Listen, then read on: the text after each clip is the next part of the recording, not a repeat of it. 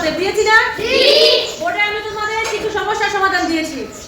এগুলা কিভাবে করা যায়? প্রত্যেকটা কি ভাজক কি? ভাজক কি?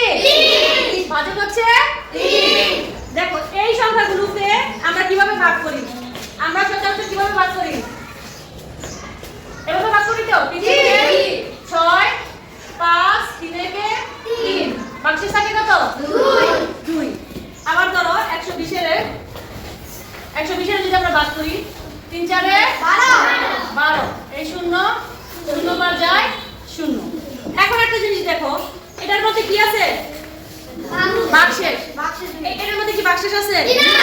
না, নাই কিন্তু। ঠিক আছে, তাহলে এটার উত্তর হলো কত? 21। 19টা কত? 2। আর এটার উত্তর হলো কত? 40। কোনো অবশিষ্ট নাই। এটার একটা মজার জিনিস হচ্ছে, তাহলে 3 দিয়ে এই সংখ্যাটা বিভাজ্য। কি বিভাজ্য? বিভাজ্য কি জানো? বিভাজ্য হচ্ছে কোনো সংখ্যা যখন আরেকটি সংখ্যা দিয়ে ভাগ করলে কোনো ভাগশেষ থাকে না।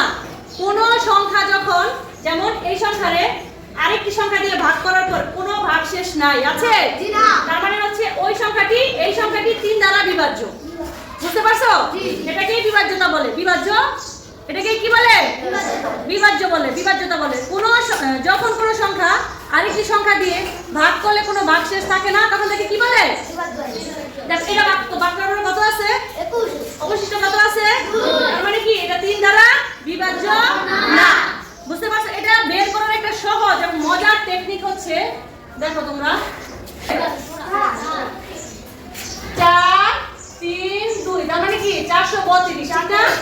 এটা যদি আমরা এই সংখ্যাটার মধ্যে অঙ্ক আছে কি কি? 4 3 2 এগুলো যোগ করি, যোগ করলে কত হয় দেখো তো? 4 আর 3 কত? 7 আর 2 9। এখন এই 9 কে কি 3 দিয়ে ভাগ করা যায়? ভাগ করা যায়, তার মানে হচ্ছে এই সংখ্যাটি 3 দ্বারা বিভাজ্য। কষ্ট করে আর ভাগ করে দেখতে হবে না। কি করতে হবে না? কষ্ট করে আর ভাগ করে দেখতে হবে না। বুঝতে পারছো? তাহলে এই সংখ্যাটি 3 দ্বারা বিভাজ্য কিনা তোমরা করো। দেখো 5 আর 0 কত? 5 9 14 14 না? 14 আর 3 কত? 17 আর 4 21। এটা যদি 21 হয়, 4 যোগ 3 যোগ 9 যোগ 0 যোগ 5, এর যোগফল কত হলো? এই অঙ্কগুলোর যোগফল কত হলো? 21। এখন 21 কে 3 দিয়ে ভাগ করা যায়? 3 সাথে 21 3 সাথে 21 না?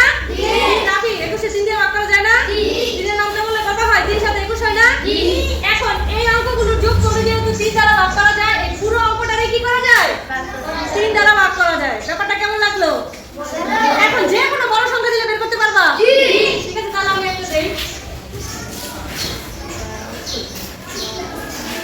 এই সংখ্যাটা কি 3 দ্বারা বিভাজ্য? আচ্ছা, ইমতিয়াজে বলতেছে জি না। তোমরা কি সবাই ওর সাথে একমত? আচ্ছা, আর কি কেউ বলতেছে এটা ভাগ করা যায়? কে বলতেছে? আচ্ছা, তাহসিন। আচ্ছা, দুজনেই আসো। আচ্ছা, তাহসিন দেখাবে এটা কিভাবে ভাগ করা যায়। আমরা একটু দেখবো। ইমতিয়াজ তুমিও দেখো। তাহসিন দেখাও।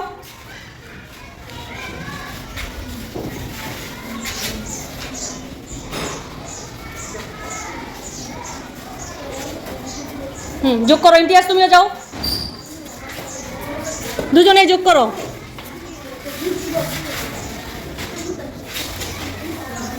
কত হয় যোগ করলে? 33। এখন 33 কি 3 দিয়ে ভাগ করা যায়? কি ইমতিয়াজ যায় না? ভাগ করে দেখাও।